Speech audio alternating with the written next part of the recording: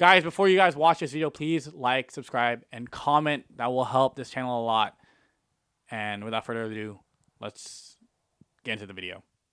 So you want to achieve fitment that looks like this, or something that looks like this, or a little bit something like this. Luckily for you guys, you have come to the right place, and I myself may know a thing or two about achieving that sort of fitment. Yes guys, I'm finally making a video on this topic. I've been wanting to make a video about this for the longest time, but I feel like I was finally able to squeeze out every little ounce of knowledge that I know and all the experiences that I've went through to share to you guys, so you guys can implement it on your guys' setups, builds, or whatever you want to go for with your car. And yes, although this video is going to be primarily about how to achieve meaty fitment on like the first gen chassis, I feel like all of the tips that I do mention in this video can be implemented and helpful for anyone else that's trying to achieve any sort of kind of fitment that you honestly want, because I feel like it's pretty universal with the tips that I'm going to share to you guys. But before this video starts, I just want to make it very, very clear.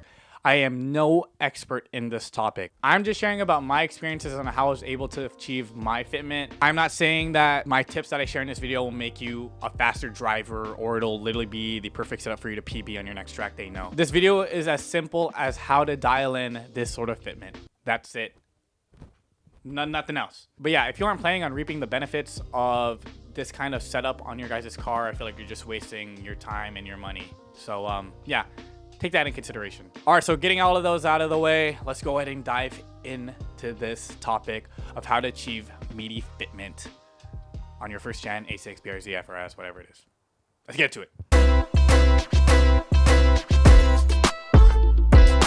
First step, the most crucial step of this whole video is do your goddamn maintenance, guys. Please, I'm telling you, you can't build a solid house without a good foundation, or else that beautiful house that you just built, if anything goes wrong, say an earthquake or a flood, that house is toppling over, dog, and all that investment that you put into it, it's gone. Not really gone, but you kind of just did it wrong. You know what I'm saying? Maintenance is, you know, you could ask anyone about this before you get your guys' fitment dialed and even think about having your car sitting right. You need to have a functional car. If you just throw parts on it that don't diagnose that specific issue, the car will fail on you, and no one wants that. The whole point about having a cool car is to be able to drive it. And if your car looks cool but you can't drive it, what's the point? I know it's not fun. I don't like doing maintenance. No one likes doing maintenance, but it's good for the long run and everyone needs to do it. So don't skip out on your maintenance. That is the #1 first step. Get that out of the way, and then you just go and do the fun stuff. Actual first step, get the necessary suspension components. Yes, I feel like a lot of people think that when it comes to lowering your car, all you need is coilovers. As for the first gen FRS 86 BRZ platform, I'm just gonna call it first gen for this video because it's way too long. First gen chassis, there's several components that you need other than coilovers. From my experience, the most necessary other suspension components that you do need for your car are rear lower control arms and toe arms. All those corresponding suspension parts that add up to a proper alignment, such as your toe and camber, you need to take into account for. If you guys aren't familiar with camber and toe, let me just, make it simple. Camber is like when your wheels are like this. Changes the angle of how the wheel sits inside the fender. And for toe, it adjusts on how much the wheel is turned in and out of the fender. Just do research on your chassis. As for the first gens, all I needed to complement the coilovers were rear lower control arms to dial in the camber, and then the toe arms to dial in the toe.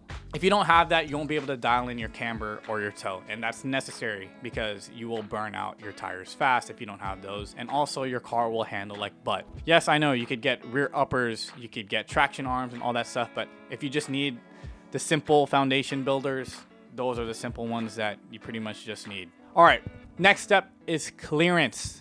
This is also a very, very important one, especially since now you're going to be dealing with a meaty tire, something that's very aggressive within the fender well. If you have stock fender wells with non-rolled, shaved, or pulled fenders, you'll be in for a real treat if you don't get those treated. Within the fender, there's a little bit of a lip that exists that can get in the way and make contact with the tire when you drive, and then, you just hear just rubbing noise. It's annoying, especially since you're a lot lower. The clearance within the tire and that fender is very, very minimal. So any sort of aggressive dips that you hit on the track, or just, you know, speed bumps or going down, you know, steep driveways and stuff like that, will cause you to make contact with the tire and the fender, damaging either or, and can be very expensive in the long run. Typically, you don't want to get it pulled, but the main two that you want to get done is to get shaved or rolled. I highly, highly, highly, highly, highly recommend that you do not do this yourself. This is something that I would 100% leave to a professional to take care of. Cannot tell you the amount of horror stories that I've seen online destroying their fenders, where you can't even repair it anymore, and you probably just have to buy a new fender at that point. So you're just digging yourself to more of a hole and more of a financial burden. I recommend Mr. Sexy S2K. He literally does like damn near all of the fender rolling in literally every country, state, city you could think of. Take it to someone like him or to some sort of alignment shop that does that kind of service, because it's just gonna make it easier for you to achieve any kind of fitment in the future, and so you could avoid ruining your fenders. So yes, sorry if the colors and lighting looks a little different. The light that I was using just died, so I had to put new batteries in it, so it's probably a little brighter now. So yeah, sorry in advance. Now we are finally getting into the bread and butter of what makes meaty fitment, and that is the wheels and tires that you choose. This is probably the most obvious thing you could think of when it comes to this, but I feel like there's some things that you need to consider that I'm gonna bring up right now. From what I found out later when experimenting with fitment and all my cars, that 18s aren't necessarily the best choice to go for when it comes to meaty fitment. The most ideal size when it comes to meaty setups on the first gens are the 17x9 or 17x9.5 wheel size. Yes, an 18-inch wheel works fine, like an 18x9.5, but I personally don't think it pulls it off as well as a 17-inch does. For 17 inches, you get to have a smaller wheel diameter, which allows you to have technically an inch more of tire room for you to fit under your wheel well, and it allows you to be a lot lower compared to an 18-inch wheels without having to run into fitment complications with rubbing and whatnot. So honestly, that's like a win-win in my book. And when it comes to the offset, I like to stay within a +40 or a +35 to have that very nice flush fitment. Within this offset range, I feel like you have a lot of flexibility when it comes to adjusting and dialing in your fitment. You know, as you allow to add more camber on your wheels, the wheel will be a lot more sunken in to the fender line. So you want to be able to push it out by adding spacers and whatnot. And I feel like with having this kind of offset, it allows you to have that room for adjustment. And yes, I did mention spacers, but don't get ahead of yourself. Don't even think, before you even think about adding spacers to your first gen, you need to have extended studs. Now, I like ARP because they have a lot of different sizes when it comes to extended studs. I know they have even all the way up to like a 3-inch or whatever it is. Not only are these studs longer, but they're actually built of a better construction compared to the OEM ones. If you guys aren't familiar, the OEM studs on these cars tend to snap pretty easily. Because the OEMs like to break a lot of people like to upgrade to ARP, just have that peace of mind. The OEM studs don't have enough thread engagement if you apply any sort of spacers. I know the limit that people say is like you could run a max 5mm spacer. Don't even think about it. The 5mm is like, once you add a 5mm on a stock stud, there's not enough thread engagement for the lug nut to bite on. If you don't have enough thread engagement, your lug could back off and loosen itself and eventually just launch itself out, and you're down a lug nut. With an extended stud, you have more thread engagement for the lug nut to bite on. Rather than it being this much threads, it has all the threads in the goddamn world for it to bite on. So it's for your safety. Get the extended stud if you think about getting spacers for your setup, especially for first gens. Yeah, don't skip that out either. The current setup that I have on my TEs, I run a 17x9.5 plus 36. Now that's a factory offset from the TEs. Yes, I know it's a rare spec.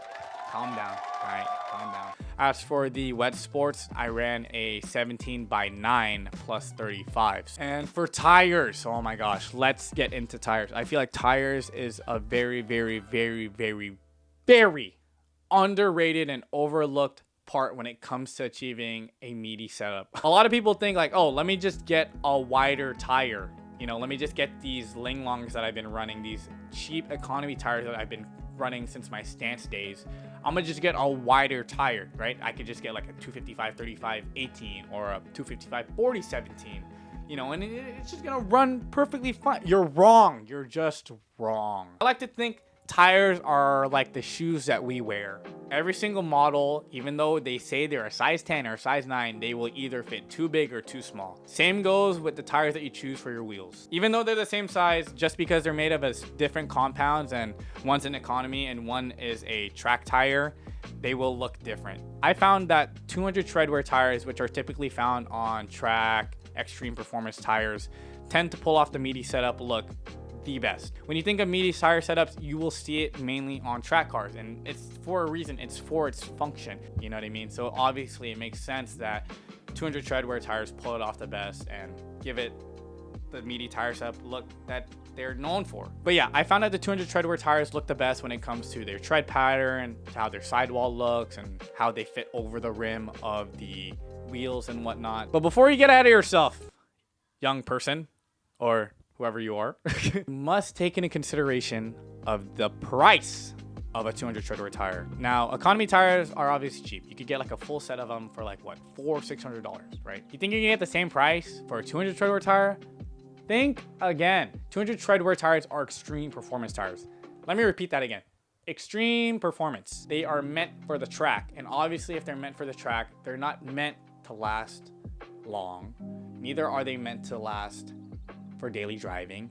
Neither does it mean that they're meant to last in the rain. You must take into consideration of where you live, the way you plan on driving the car. Like I mentioned, they wear fast, so you're probably gonna run through these tires a lot quicker than an economy tire that lasts like 2 to 3 years. For me, if I get lucky, my track tires that I daily rip around on the canyons and take to the track, if I get lucky, last a year. They are also expensive. They could range from around $800 to $1,200 a set, and that's like on the cheap side. If it's too cold, you could damage the tires. They could fail on you prematurely, and if it rains a lot in your area, you might die in the rain.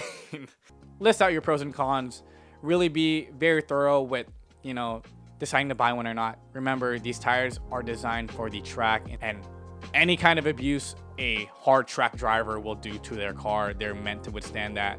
Not so much just for street driving. As a subtopic, the tires, finally.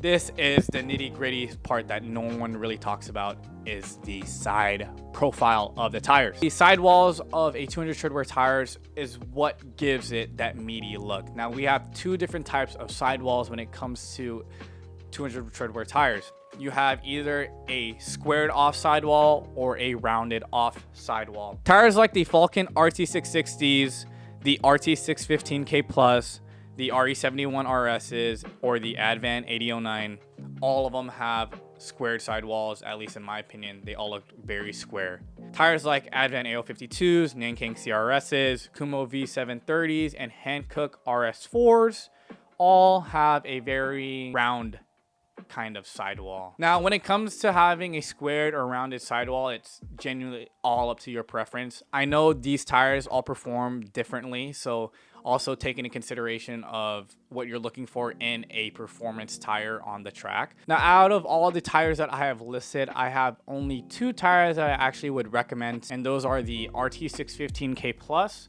or the Hankook RS4s. Both of these tires, in my opinion, look really good and they hold up decently on the track. No, you're not gonna expect any kind of PBs with these tires, but they hold up pretty decently when you do occasional track days like I do. These 2 tires are more of like an endurance 200 treadwear, so they're made up of a medium/hard compound. Because they're medium/hard compound, they tend to last a little bit longer than most other 200 treadwear tires. I personally run and have ran the RT615K Plus from Falcon for like 3 of my wheel setups now. But yeah, I personally run a 255/40/17 size of those Falcons on my TEs. My experience, I was able to average around 12,000 to 15,000 miles on each set of these tires. Obviously, they do not perform the best compared to other 200 treadwear tires, but you know, that's kind of the trade-off that you get. You don't really get a tire that does it all.